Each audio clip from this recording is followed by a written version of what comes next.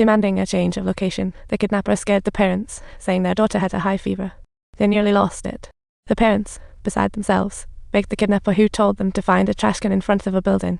The note in the trash can had the next meeting spot, but it felt like they were in a suspenseful movie twist every time they got a new address.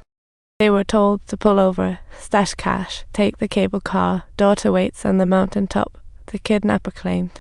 The cops rushed to the scene. As the couple boarded, they spotted a shady guy nearby.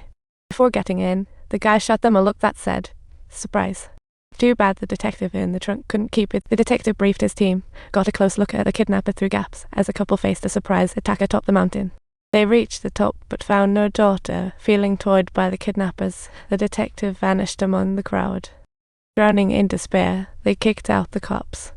The detective woke up in an amusement park next day. He was stripped naked, begging for help, then became the precinct clown. He told co-workers he hadn't seen the kidnapper, knocked out by a tranquilizer gun. Jump forward to day 12 of daughter's disappearance, and the cops were still scratching their heads, nabbing the father's rival for questioning. The rival had their motive, lacked money, but with an alibi, the cops had to let him go.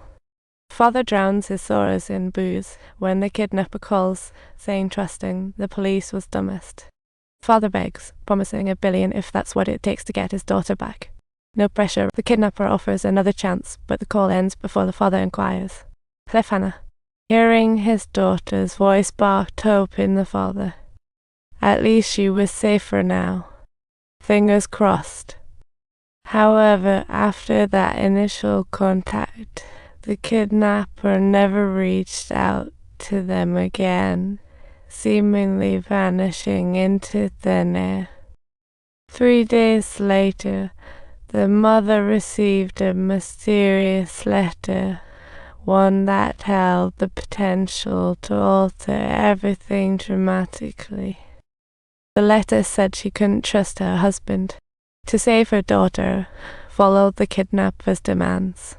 The kidnapper even included a tooth from her daughter, sending the mother into a tailspin. Tooth fairy. Not quite. The mother, following orders, wore a red outfit, trying to fool the cops by praying at the church. The father, hearing this, grew suspicious and rushed to the church with the police. But they found no sign of her, sending him into rage and clashing with police. Meanwhile, the mother rummaged through a dumpster and found a note with an ex-meeting spot. Not the treasure hunt she was hoping. She rushed, found the elevator full, and climbed stairs.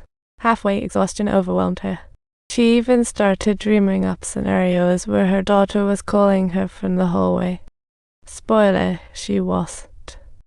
This wishful thinking was actually a manifestation of her guilt, given that, on that fateful day, she had instructed her daughter to go exercise downstairs.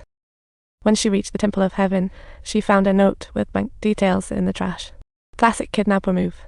The kidnapper demanded another $1 billion, while he was up top watching the mother struggle like it was reality TV. To her despair, she couldn't raise the cash, while the kidnapper relished the torture. In the end, she collapsed in the rain, sobbing, only to be found by a passerby after what felt like forever. Upon learning, police rushed the mother home. The kidnapper left both parents physically and emotionally exhausted. Back to the cops analysing the handwriting, they discovered that among the suspects, the rival was looking pretty guilty. The kidnapper signed the letter as Han and Sue, which suspiciously matched the rival's old name Han and he. How convenient. They uncovered that the kidnapper had previously worked at a graveyard and pieced together a sketch of his face.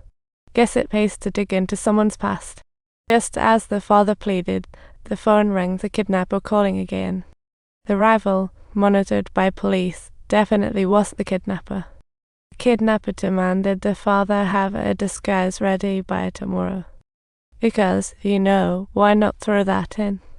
Meanwhile, 25 days had passed since the daughter's disappearance, and the father was extremely anxious. The police analyzed the situation and uncovered a shocking secret hidden behind the codes. Turns out the daughter's "help me" call was just a pre-recorded message by the kidnapper. What a plot twist. The detective nervously visited the father's home to share this bombshell. The police decided to disclose details of the kidnapper, seeking community help. The father, this wasn't great news. If the daughter was still alive, going public could potentially anger the kidnapper even more. Classic Catch-22. Just when they were brainstorming how to tackle the situation, the kidnapper finally called again. But this time, the father hesitated, contemplating before picking up the phone. Faced with the kidnapper's threats, the father chose to hang up. Talk about taking a stand. This time, he wasn't going to let the kidnapper lead him around.